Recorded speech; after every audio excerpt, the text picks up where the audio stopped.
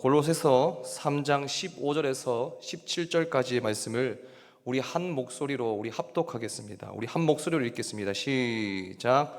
그리스도의 평강이 너희 마음을 주장하게 하라.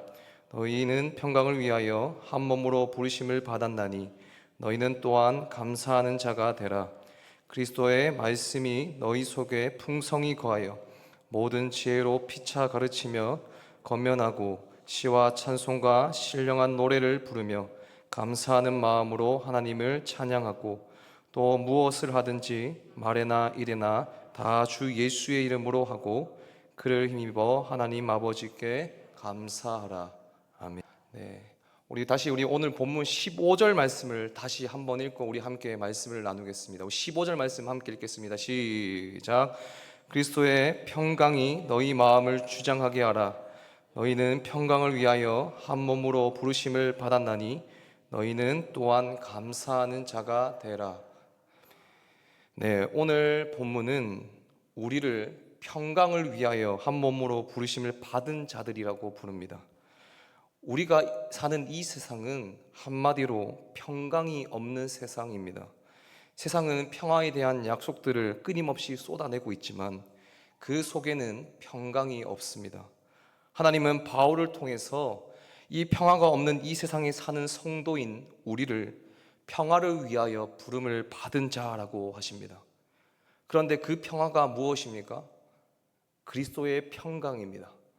예수께서 주시는 평강 또는 예수 때문에 생긴 평강이라고 재해석할 수 있습니다. 평화가 없는 이 세상에서 성도인 우리는 예수의 평강을 아는 것으로 예수의 평강이 우리 마음을 주장함으로 이 땅에 예수께서 주시는 평강을 흘려보내는 일에 참여하도록 부름받았습니다. 우리는 평화를 위한 자로 이 땅에 남겨졌습니다. 그런데 세상 사람들은 자기 자신을 계속 채찍질합니다. 더 나아지기 위해서, 더 괜찮은 사람이 되기 위해서, 더 훌륭한 존재가 되기 위해서 저마다 더 나은 미래에 대한 기대를 가지고 전력 투구합니다.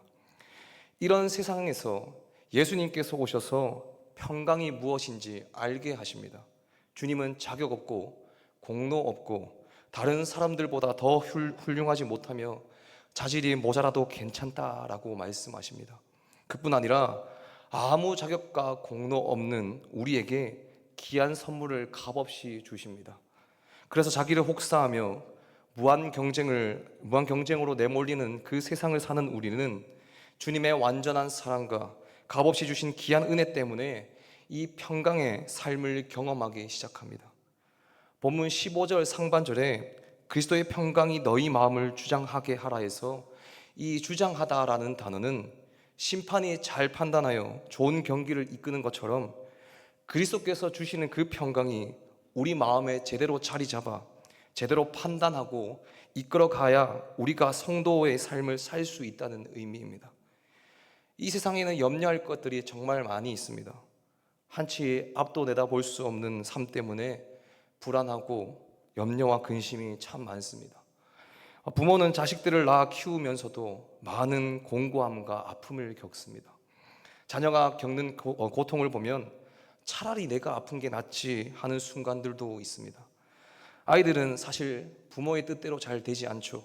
자녀는 다 커서도 부모가 가장 염려하는 대상입니다. 이런 염려와 근심이 우리의 마음을 지배하며 판단하며 이끌어 가도록 하지 말아야 합니다. 그리스도께서 주시는 평강이 우리의 마음을 판단하고 이끌도록 해야 하죠. 그래서 평화가 없는 세상에서 예수께서 주신 평강이 우리를 지배하고 다스릴 때 우리는 이 땅에서 참다운 성도로 살아갈 수 있는 것이죠. 또한 그리스도의 평강이 너희 마음을 주장하게 라고 할 때 이 말은 성도 개인의 내면의 이야기만이 아닙니다. 15절 중반절을 보시면 너희는 평강을 위하여 한 몸으로 부르심을 받았나니 라고 말씀합니다. 그러니까 우리 개인의 평강만을 말하고 있는 것이 아니라 관계의 평강도 이야기하고 있습니다. 교회는 한 몸 안에 평강이 다스리고 지배하도록 부름받은 공동체입니다. 평화로운 한 몸이 되도록 부름받았으므로 사람을 대할 때 그리스도의 평강이 마음을 다스리게 하라고 합니다. 사람을 향해서 분노하고 판단하고 정죄하지 않을 때 예수께서 주시는 평화, 아무 자격 없는 우리를 선대하신 이 예수로 말미암아 얻은 평화가 이 대인 관계를 지배하고 주장하도록 하라고 하십니다. 그렇다면 우리가 이 세상을 살아갈 때 평강이 우리 마음을 주장하려면 무엇이 필요할까요? 우리 본문 16절 말씀을 우리 함께 읽어보겠습니다. 다시 한번 읽겠습니다. 시작. 그리스도의 말씀이 너희 속에 풍성히 거하여 모든 지혜로 피차 가르치며 권면하고 시와 찬송과 신령한 노래를 부르며 감사하는 마음으로 하나님을 찬양하고. 평강이 우리 마음을 주장하려면 우리 안에 그리스도의 말씀이 풍성하게 거해야 합니다. 우리가 몸담고 사는 이 세상은 염려를 많이 만들어서 우리의 욕망을 끝없이 부추깁니다. 우리 사이에는 착시 현상이 너무 많습니다. 진짜 그런 것이 아닌데 그런 것 같이 보입니다. 사람들이 광고와 언론 매체와 여러 가지 이유로 착시 현장에 빠져서 삽니다. 이 세상은 소유와 소비에 대한 욕구를 끊임없이 불러일으키고 있습니다. 그런 소유와 소비가 행복하고 가치 있는 삶을 해줄 것 같은 그런 광고를 부단히 우리에게 주입합니다. 이런 세상에서 진리의 말씀이라는 이 다림줄의 도움을 받지 않으면 우리는 진짜를 놓치고 허공을 칠 수밖에 없습니다. 이 그리스도의 말씀 없이 살면 허공을 치면서 참된 것, 영원한 것, 본질이 아닌 것, 아닌 그 착시 현상에 붙들려 인생을 살아갈 수밖에 없죠. 말씀이야말로 우리로 하여금 꼭 봐야 할 것, 마음에 담아야 할 것, 사모해야 할 것, 목말라 해야 할 것들이 무엇인지를 보여줍니다. 본문 말씀은 우리가 성경을 피차 가르치고 권면할 것을 촉구하고 있습니다. 각 사람이 말씀에 서 있는 것이 정말 중요하다는 것이죠. 말씀이 풍성하게 우리 마음을 지배하고 입과 행동에 넘쳐 삶을 지배하도록 성경을 열어야 합니다. 우리는 말씀을 깨닫고 깨달은 말씀으로 서로를 가르치고 서로 권면해서 더불어 자라가야 합니다. 그 다음으로 우리가 이 세상을 살아갈 때 평강이 우리를 주장하려면 우리에게 무엇을 하라고 합니까? 본문 17절 상반절 말씀을 보면 또 무엇을 하든지 말에나 입에나 다 주 예수의 이름으로 하고. 평강이 우리를 주장하는 또 다른 방법은 말을 할 때도 일을 할 때도 다 주 예수의 이름으로 하는 겁니다. 그렇다면 무슨 일이든지 어떤 사람의 이름으로 한다는 것은 어떤 의미일까요? 그 일을 그 사람의 권리와 신분을 가지고 대신해서 하는 겁니다. 주께서 우리에게 너희가 말을 할 때든지 일을 할 때든지 너희는 나의 대리자이고 나의 권세와 역할을 수종드는 자다라고 말씀하신 것이죠. 이런 정체성이 우리에게 정말 중요합니다. 다른 사람들보다 조금 더 착한 것, 더 윤리적이고 도덕적인 것으로는 안 됩니다. 우리는 그 수준에 만족할 수 없습니다. 우리는 예수의 이름으로 그분께서 하실 일을 대신하도록 이 땅에 남겨진 자들이죠. 우리가 하는 말도 예수의 이름으로 하는 겁니다. 세상 사람들이 우리를 보면서 예수가 어떤 분인지 알도록 되어 있죠. 여러분은 한 개인으로서 이 자신에게만 충실하면 되는 존재가 아닙니다. 우리의 머리이신 예수의 몸을 구성하는 성도로서 예수를 대리하는 존재입니다. 저 같은 사람은 말할 것도 없고 성도 개개인도 예수를 대신하는 자입니다. 그런 대리자임을 인식하면서 행동하고 말을 해야 하죠. 그저 다른 사람이 칭찬하고 인정하면 다 되는 게 아닙니다. 나에게서 예수가 묻어나야 진짜입니다. 세상 사람들이 우리의 삶을 바라보면서 예수님께서 우리를 저렇게 대하시겠구나라고 느껴지도록 예수님의 대리인으로 살도록 요청합니다. 그러면서 오늘 본문 15절에서 17절 전체를 지배하는 핵심 주제가 하나 있습니다. 성경의 핵심 내용을 찾을 때는 반복해서 나오는 단어가 무엇인지 보시면 됩니다. 바울은 본문 15절에 그리스도의 평강이 너희 마음을 주장하게 하라고 전한 다음에 하나님께 감사하는 자가 되라고 합니다. 16절 말씀을 보시면 그리스도의 말씀이 너희 속에 풍성히 거하여 모든 지혜로 피차 가르치며 권면하고 그리고 하나님께 감사하는 마음으로 하나님을 찬양하라고 합니다. 그리고 17절 말씀에 또 무엇을 하든지 말에나 일에나 다 주 예수 이름으로 하라 하고 그렇게 한 후에 하나님 아버지께 감사하라고 합니다. 이렇듯 본문 15절에서 17절 전체 말씀을 지배하는 핵심 단어는 감사입니다. 다시 말해 성도의 중요한 특징 가운데 하나가 감사라고 할 수 있는 것이죠. 왜 그럴까요? 이 세상의 구조는 하나같이 자기 자신에게 함몰되어 있습니다. 사람이, 즉 자신이 가장 귀한 존재라고 말하죠. 물론 사람은 다 귀한 존재가 맞습니다. 세상의 정신은 전부 여기에서부터 출발합니다. 그러나 성경은 다릅니다. 성경은 자기 자신으로부터 눈을 돌려서 하나님을 보게 만듭니다. 세상은 자기 자신을 보고 자기 자신의 가치관을 따지고 자기 자신의 훌륭한 면을 평가하고 자기 자신에게 계속 관심을 갖도록 합니다. 그러나 성도는 하나님을 보면서 감사합니다. 성도가 하는 감사는 자기 자신에게 향한 눈을 돌려서 바깥으로 향할 때 할 수 있습니다. 중심이 나 자신이 아닙니다. 하나님이 하신 것입니다. 그래서 하나님께 감사합니다라고 말합니다. 모든 것을 자기 안에서 찾으려고 하며 자기 중심적으로 사는 이 세상에서 성도는 자신에게서 하나님께로 방향을 돌립니다. 그러고는 하나님이 베풀어 주신 은혜를 고백하며 감사합니다. 그렇다면 우리는 하나님이 주신 평강 안에서 얼마나 감사하며 살아가고 있습니까? 하나님이 우리에게 주신 은혜에 얼마나 감사하면서 하루하루를 살아가고 계십니까? 최근 아내가 저에게 이런 말을 했습니다. 나는 사모라는 자리에 어울리지 않는 사람 같다. 그래서 제가 왜 그런 생각을 하고 있냐라고 물으니까 자기 주변에 있는 모든 사모님들은 성품도 마음 씀씀이도 성도를 사랑하는 마음도 이 교회를 사랑하는 마음도 누가 봐도 사모 같은데 본인은 아닌 것 같다고 눈물을 흘리면서 저에게 말을 했습니다. 그때 나도 사역을 할 사람, 목회를 할 사람은 아닌 것 같다라는 생각을 참 많이 했던 그때가 갑자기 떠올랐습니다. 그리고 그때 고민하면서 기도하면서 내렸던 결론이 애초에 사역을 반드시 해야 하는 사람, 목회자를 무조건 해야 하는 사람은 없구나. 좀 부족해도 좀 연약해도 하나님이 세우셨으니까 그저 감사하면서 걸어가야 하는구나. 그래서 제가 아내에게 제 MBTI가 저는 F인데 꼭 아내에게만 T처럼 말을 합니다. 울지 마라. 사모라는 자리에 어울리는 사람은 애초에 없다. 좀 부족하고 연약해도 그저 하나님이 사모로 세워주신 거에 감사하며 좀 살아라. 그렇게 함께 좀 걸어가 보자 라고 했습니다. 물론 울면서 아내는 화를 내죠. T처럼 말을 했으니까.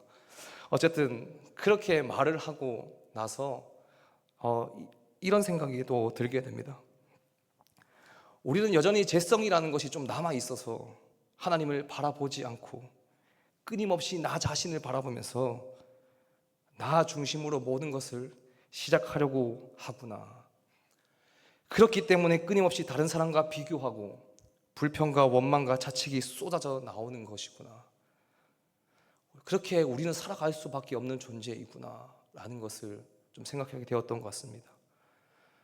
우리나라는 어느 시대보다 역사상 가장 융성한 시대를 살아가고 있습니다. 그럼에도 불구하고 감사와 기쁨보다 상처가 많고 낙심이 지나치고 분노가 넘쳐납니다. 이 반만년 역사 중에서 최고로 잘 살게 된 이 순간인데도, 이 시대인데도 감사가 없습니다.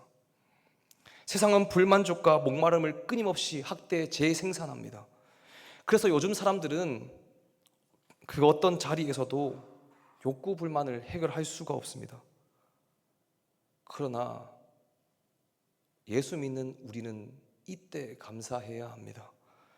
다 채워졌기 때문에 감사하는 것이 아닙니다. 우리는 여전히 채워지지 않은 욕구들이 있습니다. 불편하고 아프기까지 합니다. 그럼에도 불구하고 하나님께서 하신 수많은 일들을 생각하고 하나님께서 이 모든 가정도 신실하게 인도해 주실 것을 신뢰하기 때문에 감사해야 합니다. 세상은 채워지지 않은 욕망으로 인해서 불평하고 원망하지만 성도는 세상에 있는 모든 것이 하나님으로부터 온 것임을 인정하기 때문에 감사할 수 있는 것이죠. 그러므로 감사는 성도됨의 증거라고 할 수 있습니다. 고린도전서 4장 7절에서 사도 바울이 이렇게 반문합니다. 누가 너를 남달리 구별하였느냐?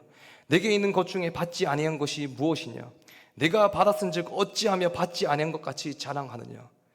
베드로전서 4장 11절 상반절에서 베드로는 우리에게 이렇게 권면합니다. 만일 누가 말하려면 하나님의 말씀을 하는 것 같이 하고 누가 봉사하면 하나님이 공급하시는 힘으로 하는 것 같이 하라. 그렇게 해야 하는 이유가 무엇입니까?